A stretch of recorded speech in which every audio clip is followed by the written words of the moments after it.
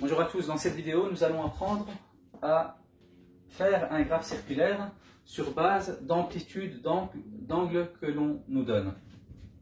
Donc ici ces amplitudes nous les avons calculées et on s'était rendu compte que le total des amplitudes donnait 358,6 degrés que l'on a arrondi. Donc ici ce symbole signifie on arrondit à. Donc on arrondit à 360 degrés. Alors ceci vient du fait que quand on utilise une calculatrice, des fois il y a beaucoup de chiffres après la virgule, ce qui engendre ici donc une imprécision en fait. Donc on ne tombe jamais vraiment sur 360 degrés, mais on peut considérer en arrondissant que c'est bien 360 degrés. Très bien. Donc maintenant, on va utiliser ici une écart Aristo ou un rapporteur pour faire notre graphe circulaire. Alors, ce que l'on va faire dans un premier temps, c'est que l'on va arrondir ici tous nos valeurs. Donc, ici, on a 23,7, on va arrondir à 24 degrés. 243,6, on va arrondir à 244 degrés. 76,14, on va l'arrondir à 76 degrés. Et 15,2, on va l'arrondir à 15 degrés. Très bien. Tout simplement, c'est parce qu'on ne sait pas prendre en compte le chiffre après la virgule au niveau de notre rapporteur ou équerre Aristo. Très bien. Alors maintenant, pour faire le graphe, nous allons tout d'abord commencer par mettre une droite qui part du centre à l'extrémité, comme ceci. Et à partir de celle-ci, on va construire nos angles ici. Donc ici, c'est un angle de 24 degrés que l'on doit construire. Donc on va placer ici notre équerre.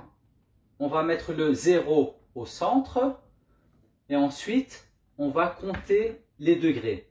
Donc ici, nous voyons que nous avons 10 degrés, 20 degrés. Ensuite, on va avancer jusqu'à 4. Donc 21, 22, 23 et 24. À 24, on va mettre un point. Et ensuite, on va partir du centre jusqu'à l'extrémité du cercle. On s'arrête ici. Et donc là, nous avons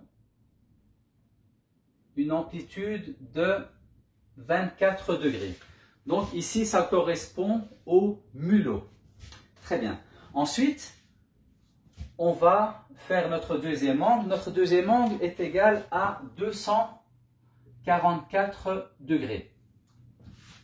Alors ici, ce qu'il faut savoir, c'est qu'au niveau de notre équerre, l'amplitude maximale est de 180 degrés.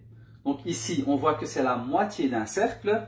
Donc forcément, si un cercle en entier, c'est 360 degrés, la moitié d'un cercle, c'est 180 degrés. Donc ici, pour nos 244 degrés, on peut le décomposer en disant que 244 degrés est égal à 180 degrés, donc un demi-cercle plus 64 degrés.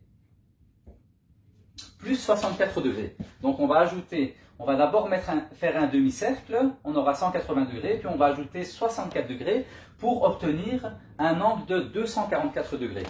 Donc on va partir ici de la dernière ligne que l'on a tracée et on va déposer ici le 0 au centre du cercle et ici donc notre ligne au niveau de notre cercle doit suivre ici l'équerre.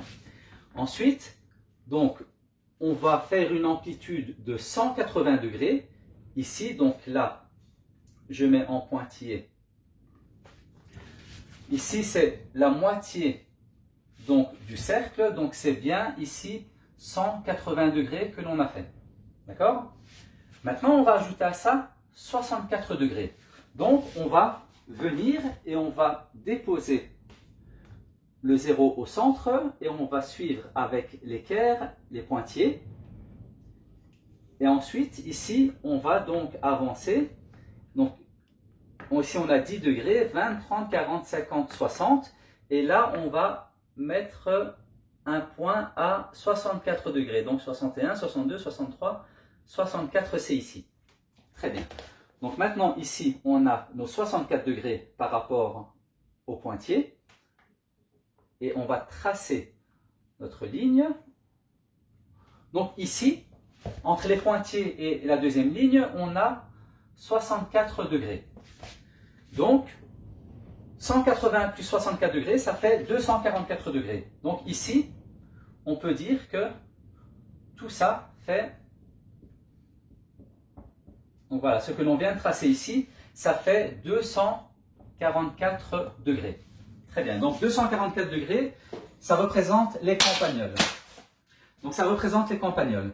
Maintenant, on va faire les musaraignes. Les musaraignes, c'est 76 degrés. Donc ici, on va mettre notre 0 au niveau donc, de la ligne. Ici, donc le 0 au milieu du cercle et ensuite on va mettre l'équerre sur la ligne. On va monter jusqu'à 76 degrés. Donc 70 degrés est ici et puis on compte 1, 2, 3, 4, 5, 6. Et voilà, donc ici, je mets le point à 76 degrés.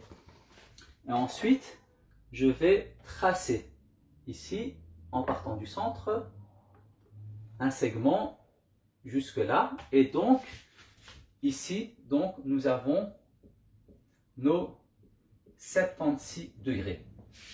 Et puis, ici, ce qui reste, c'est 15 degrés.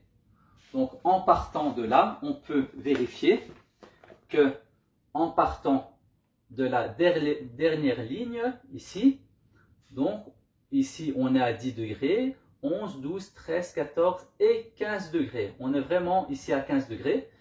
Donc, voilà, pour la dernière partie ici, on est à 15 degrés.